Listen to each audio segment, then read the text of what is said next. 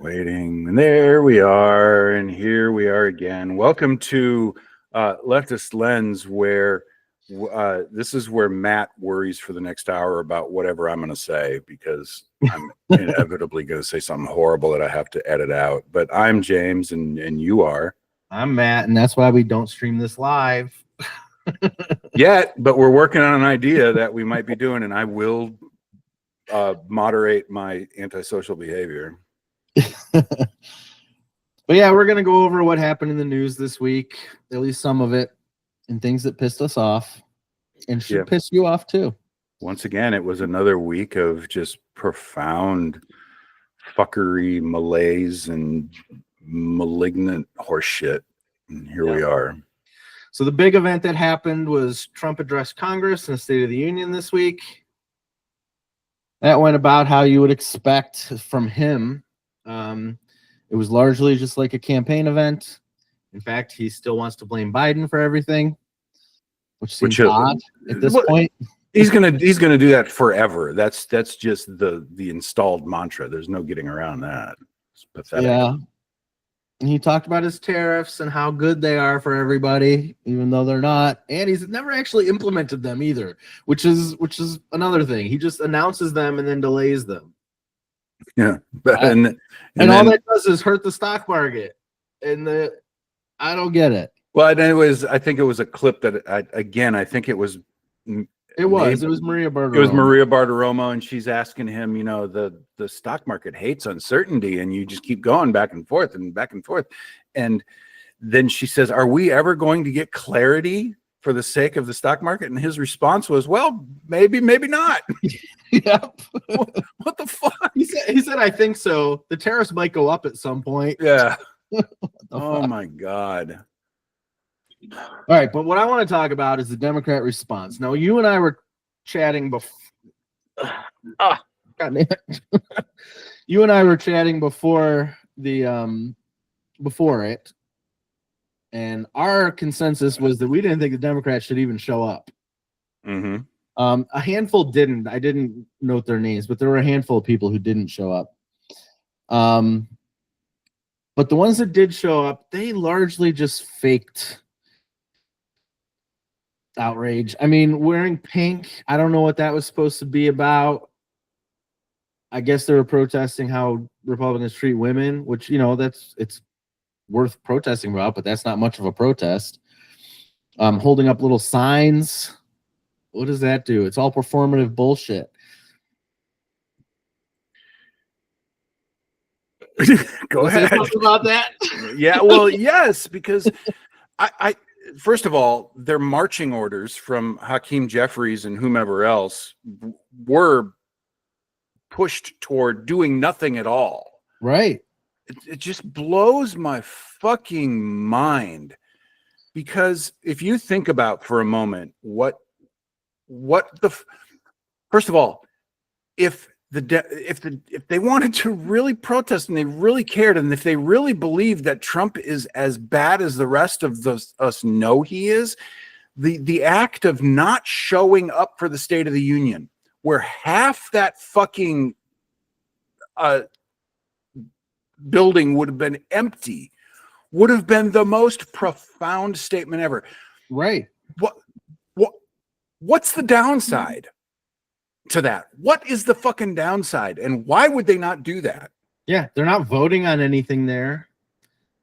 Yeah, there's no reason for them to have shown up. That's what I feel like they should have done, but they didn't. It gets worse though. The Democrat reaction gets worse.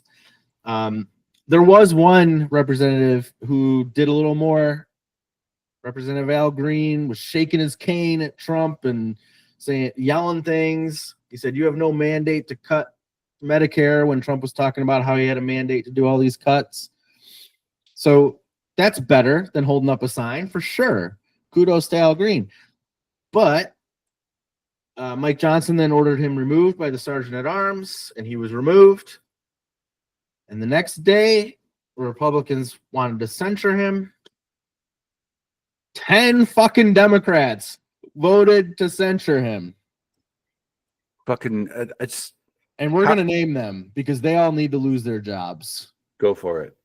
Amy Bera of California, Ed Case of Hawaii, Jim Costa of California, Laura Gillen of New York, Jim Himes of Connecticut, Chrissy Houlahan of Pennsylvania, Marcy Kaptur of Ohio, Jared Moskowitz of Florida, Marie Gluesenkamp Perez of Washington, and Tom Suozzi of New York. And Democrat Shamari Figures of Alabama, he voted present. All of them need to be voted the fuck out. Because what Al Green did was not any worse than anything Lauren Boebert or Marjorie Taylor Greene did to Biden. And nothing was done. Nothing happened to them. Nothing was even suggested to be done to them. And this is fucking, who are you if you are a flag bearer for the Democratic Party today? Who the fuck are you? And what is it you're championing as a fucking Democrat today? What is it? Huh? What? Fucking answer that, because this has got me fucking pissed off. Because me too, man.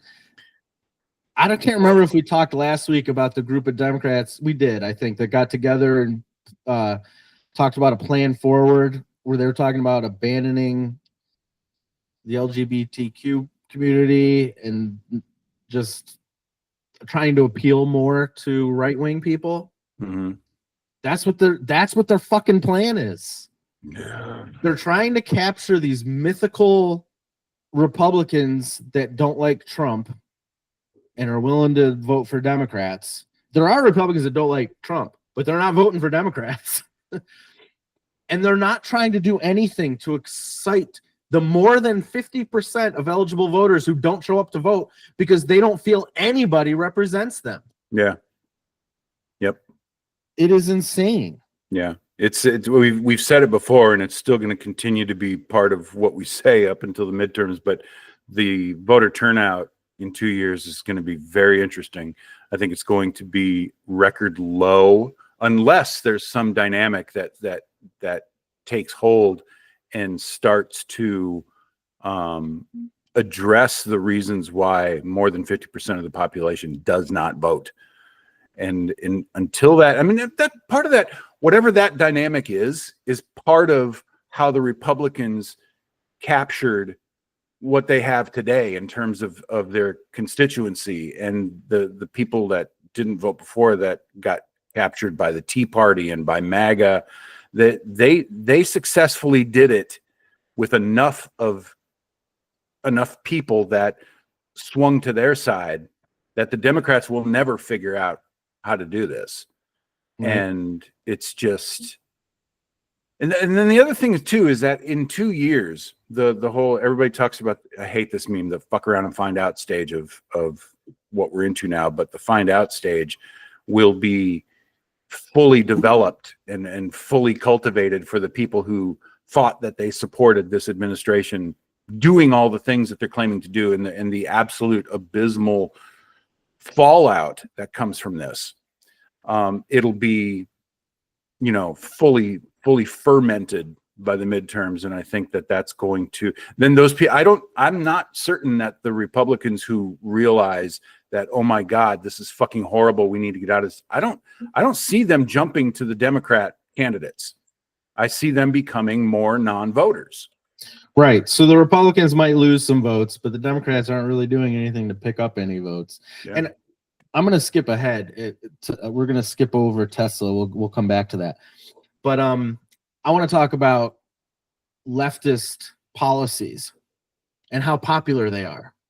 Look at the Republicans have decided they're not doing town halls anymore because they've done some town halls and they've had some poor reception, right? We talked about that last week. Mm-hmm. Bernie Sanders is touring some of these same deep red districts, and he's getting a hero's welcome. Thousands of people are showing up. Mm-hmm. They are not all Democrats. In fact, most of them are probably non-voters. They just like Bernie because they like his policies. Yeah. Those policies are popular. That is what the Democratic Party should be adopting. They should not be adopting anti-trans policies of the Republicans, which is what they're doing. They should be adopting leftist policies. And I think one of the reasons why the core of the Democratic Party is never going to acquiesce and acknowledge the people that are responding favorably to Bernie is because in doing so, they will have to admit how badly they fucked us in 2016 by crushing Bernie's momentum back then. Right. And man, I tell you what, I know this is kind of morbid, but the day that Bernie Sanders dies is going to be I think there's going to be just an unbelievable outpouring of fucking grief in this country. I think you're right. It's going to be the loss of a fucking icon, and there should and will be national fucking holidays for Bernie Sanders. The state of Vermont should change its name to the state of Sanders. Oh my God. All right. Well, I'm not done picking on Democrats. All right.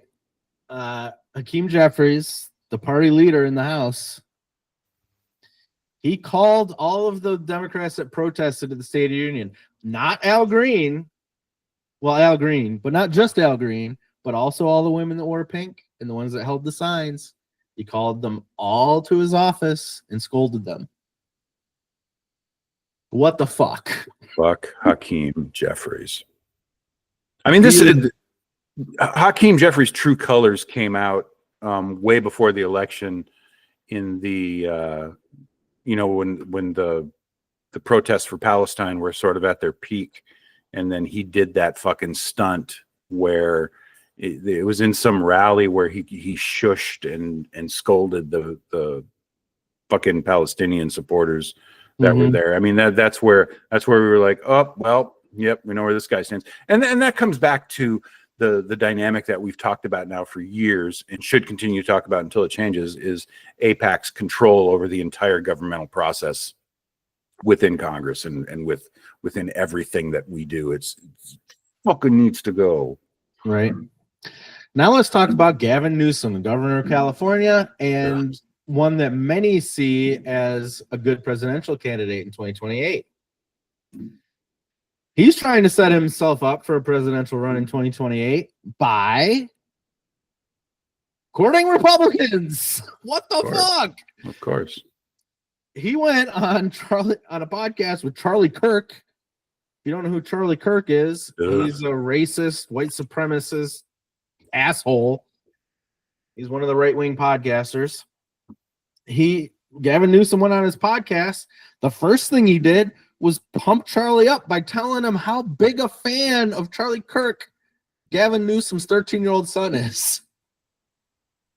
To me, that says more about Gavin Newsom than anything else. And then the only thing of substance he said on that podcast was he doesn't think trans women should be able to compete in sports. That's what he went on there for. He went on there just to let right-wingers know that he's anti-trans, so it's okay to vote for him when he runs for president in 2028. Yeah, and he's in terms of his tact and his mindset in trying to capture Republican voters. If you didn't vote, or if you're non-declared, or if you're somebody like me who's not a registered Democrat or Republican, I'm a registered socialist, we don't exist. We don't exist to the two parties that control this entire fucking game. And I'm not advocating for changing your registration unless it's for primaries where you have to be registered as a Democrat in order to vote, or for the Democratic primary and so forth. But we don't exist. The people who didn't vote, even if you don't have any registered affiliation, we don't exist to these two parties. And unfortunately, it feels like the only way that we're going to be able to have our existence acknowledged and have our issues spoken about is by falling in line with one of these two parties. And that when you think about that should disgust you. That should, and unfortunately what that does is say, fuck this, I'm not going to affiliate with either of these fucks, and we will continue to not exist. Right. Fucking the dynamic in this fucking country is unfucking believable. It's fucking horrible. Oh my God. All right, let's talk about the resistance and maybe calm down a little. What are you suggesting? I'm wound up. You seem a little wound up, which is fair. It's fine. You should be wound up. All right, but this week there were several incidents at Tesla showrooms across the country. At one, somebody spray painted graffiti that said Nazi. One got windows broken. This happened in Boston, New York City, Portland, Baltimore, and there was a showroom in northern Colorado, Loveland, Colorado. I'm not sure where that is. I assume it's near Denver.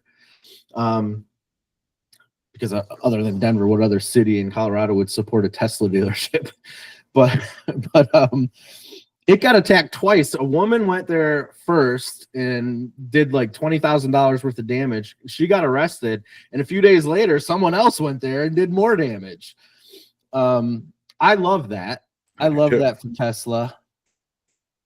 Oh, something I read this morning too. Somebody blew up some yachts in Miami. Was it arson? They said it's being investigated as arson.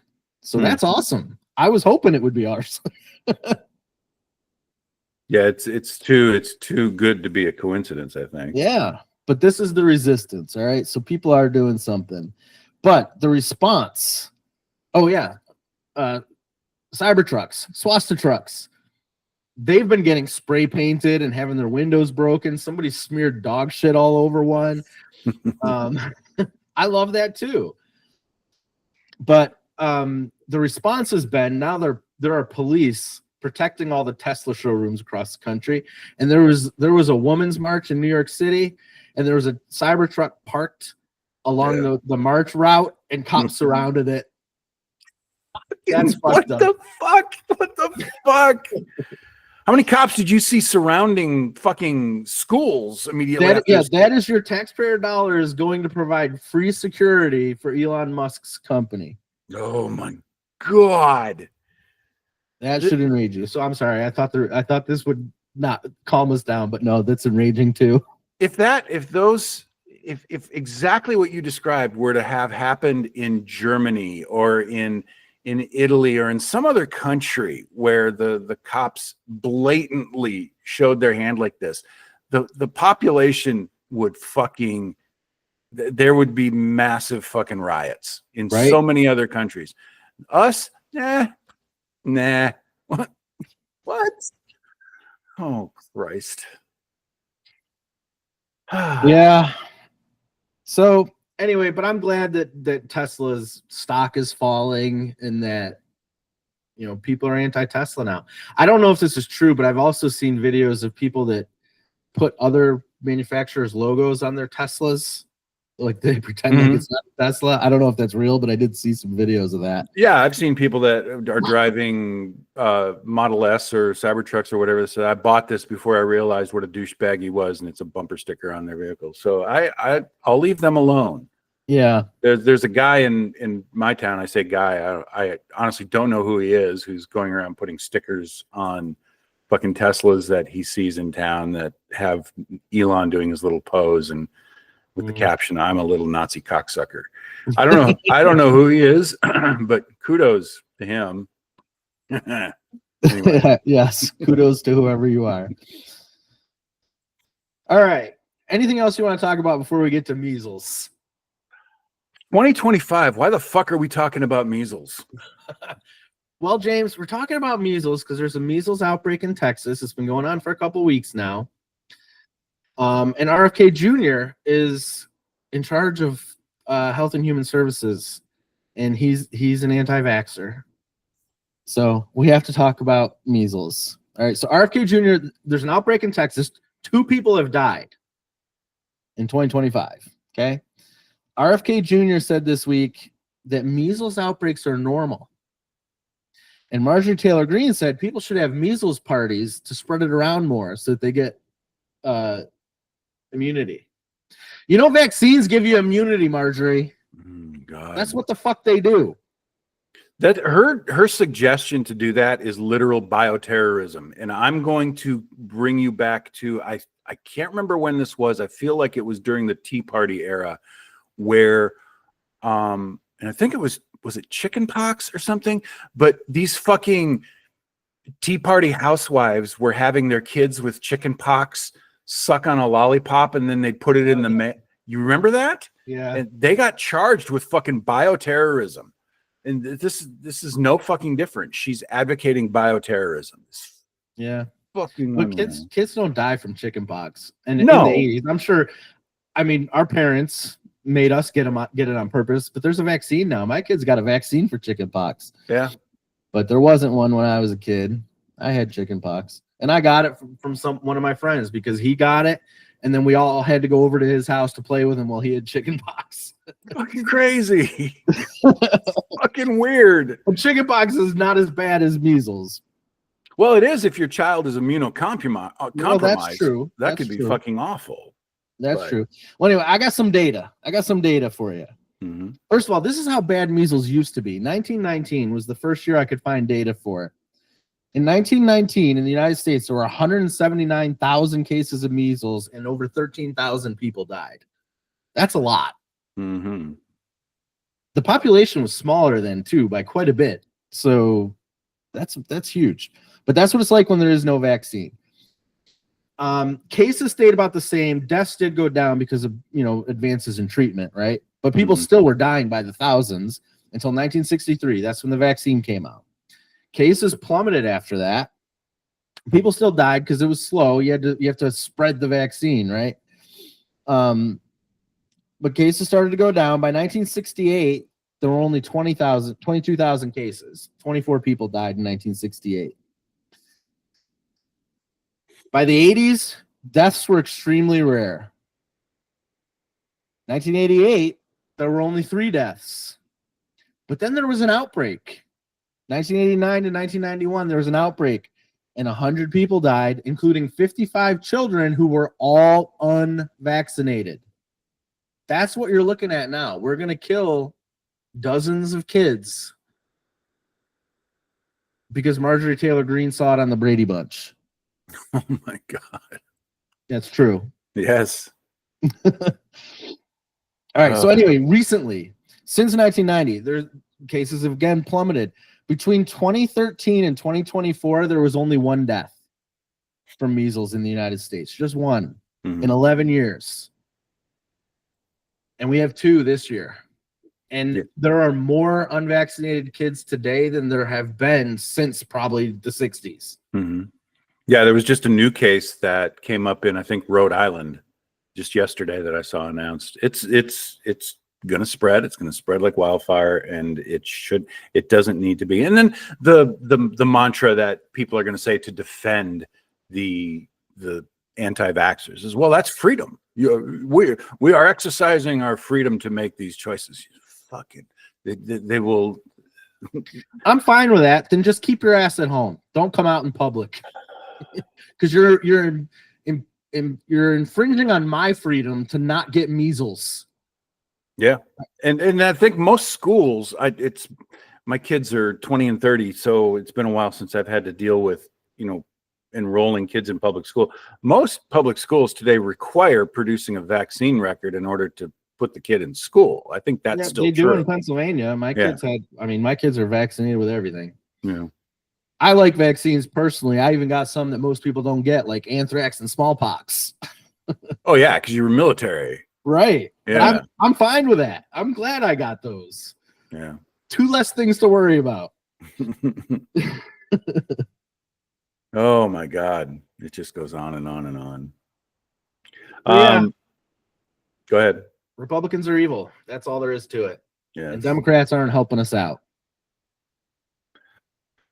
Oh Lord. That's the summation of this week's episode from me. Now, what are we going to talk about that's lightning? Because I didn't come up with anything. I didn't really watch anything this week. I've been binging on stuff, but I have to go back and reflect on what I've watched because it's all just this conglomeration of plots and subplots, and I can't tell you what I watched unless I look at it. I I did watch some really good. Oh, I'm halfway into. I'm in season 3, episode 2 of The Last Ship. I started that not with high hopes, but I have to give it credit because I was a contractor for the Navy for 5 years, and it's almost Tom Clancy level accuracy and terminology and so forth in terms of the naval terminology that's used in it. It's really good, and it's a lot of stuff that we just talked about with anti-vax and pandemic stuff that is part of the main plot of the series. But I'm really liking it. I think it's really good. I did go back because of, I can't remember the actor's name that plays the main character in Reacher. It's on Amazon Prime. Yeah. Big, huge guy. He hates Matt Gaetz. So I went back because I had watched season 1 and season 2, and it's kind of like, it's a little painful to watch.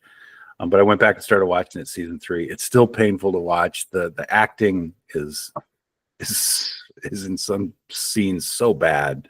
But yeah, I've been watching Reacher. I watched the first 2 seasons of that too.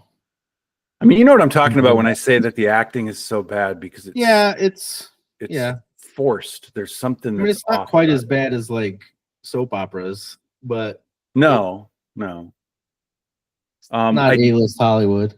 I did watch the new Captain America movie, mainly because the racist people I work with were all upset about it existing, of course.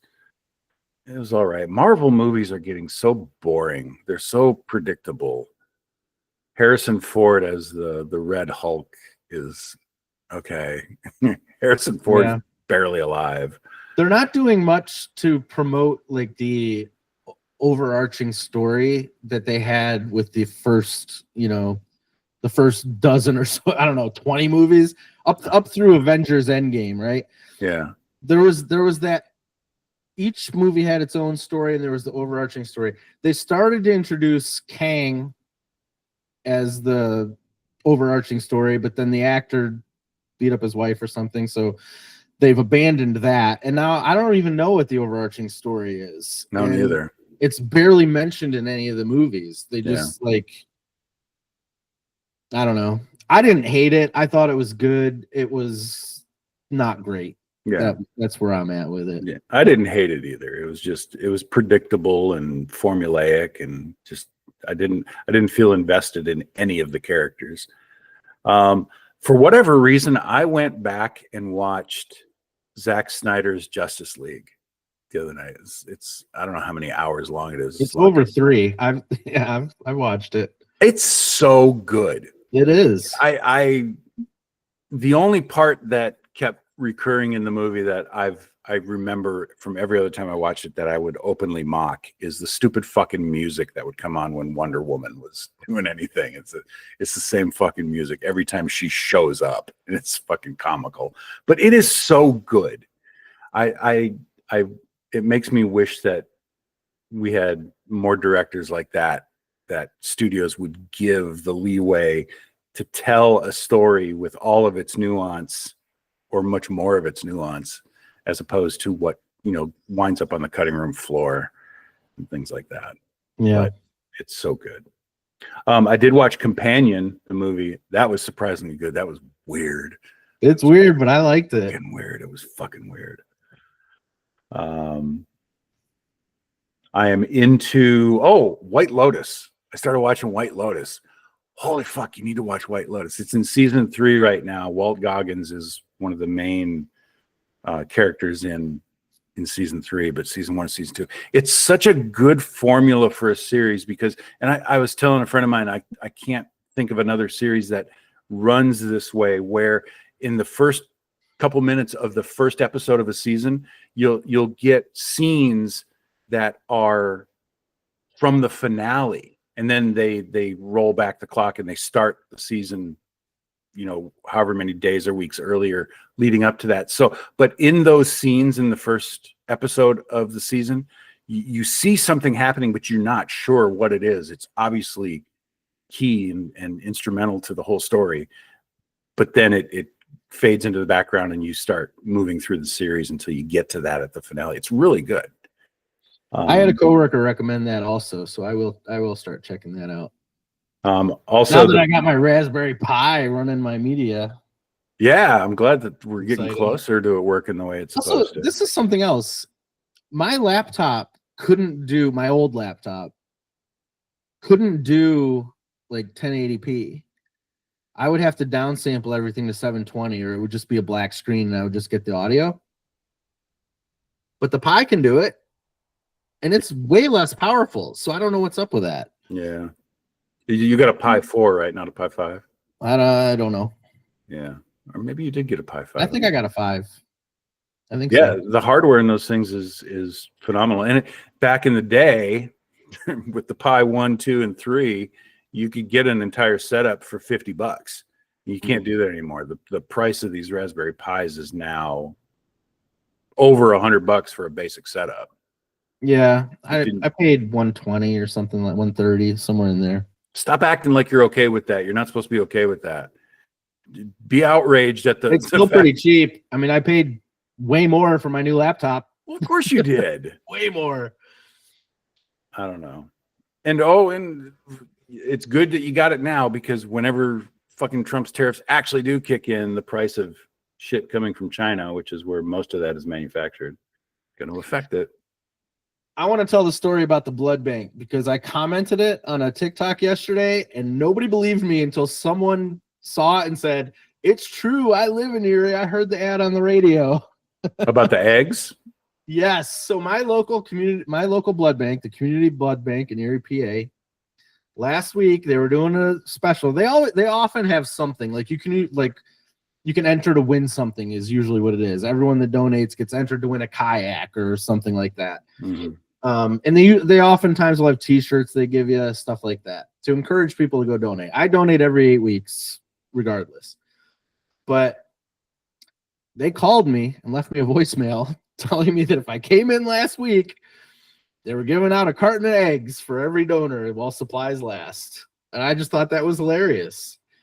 Eggs have become such a valuable commodity that they saw it as a motivator to get people to come donate blood. And what's sad about it is I'm sure people who don't normally donate blood but can't literally afford eggs probably went to donate. Oh yeah, which is a little bit exploitative. But anyway, I thought that was crazy. It is. It's fucking, because normally what for blood donations it would be things like, in our area anyway, like the big red bus that goes around, you get movie tickets or something, or you get a $20 gift card or something. But I've gotten gas cards before. Usually it's just a T-shirt though. They just hand you a T-shirt. I don't know, probably 7 or 8 T-shirts that say Community Blood Bank on it. Yeah, I donated plasma for years, for like 3 years, and that's direct cash, and they would pay anywhere from $40 to $70 for a donation. You could donate twice a week, and I was donated twice a week because you get the bigger donation the second donation of the week. But it was exhausting. It's physically exhausting. Because and the things that I would have to do, because you get screened every time you go in to check your protein levels. And if your protein levels are too low, they can't take your donation. And the things that I would have to do to get my protein levels up that high, I mean, I'd have to eat like fucking 10 eggs for breakfast and a pile of meat and shit. And that alone is fucking exhausting. But it would put my protein levels just barely there to be able to donate. And I did that for 3 fucking years and finally just stopped doing it when I started driving Uber 3 years ago. But yeah, it was exhausting. But good on you if you do it, because it helps somebody. It's, even if you're doing it just for your own gain of eggs or whatever it might be, it still provides a much bigger benefit to somebody else. So good on you. I don't know. That's the one thing I can do to help people. You're donating kidneys. I donate blood. I'm not donating kidneys. That would be I'd be dead. You're right. A kidney. All right. What are we going to talk about next week, James? Oh my God. I don't know. Maybe there's going to be something monumental in the Ukraine deal that's going on.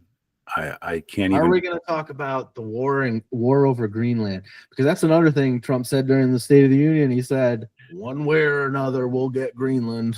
I think that's all just going to fade into the background. But speaking of shit like that, the Canadian election happened, and the new prime minister is very left leaning and absolutely hates Trump. And I saw a rally that was related to those victories, and they brought in like old prime ministers and stuff doing speeches, and every single person that got up there said very clearly, Canada will never be part of the United States.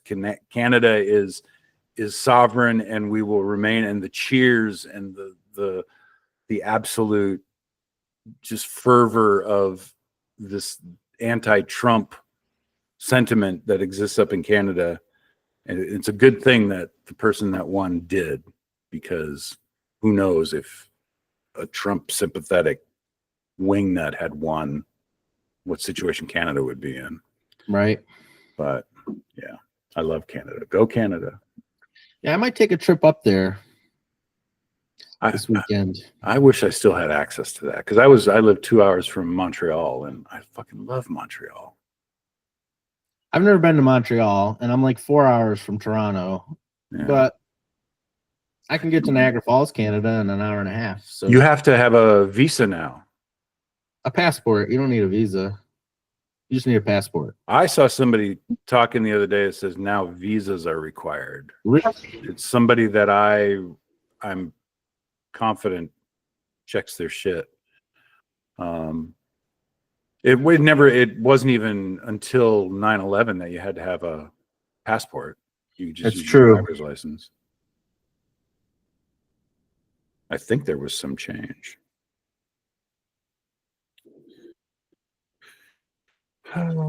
Maybe we do.